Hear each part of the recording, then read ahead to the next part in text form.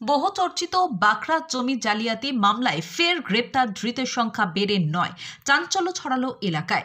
ঝাড়গ্রাম জেলার সাঁকরাইল ব্লকের বাঁকড়া এলাকায় বহু আলোচিত জমি জালিয়াতি কাণ্ডে আবারও গ্রেপ্তার হলো এক অভিযুক্ত।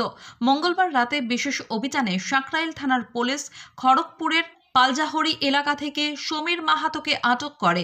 তার বাড়ি মানিকপাড়া ফাঁড়ির ছোট চুয়াশুলি গ্রামে। বুধবার অভিযুক্তকে ঝাড়গ্রাম আদালতে পেশ করা হয়।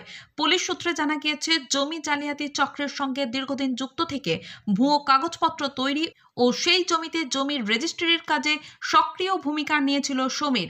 এর আগে এই একই মামলায় ৮ জনকে গ্রেপ্তার করা হয়েছিল।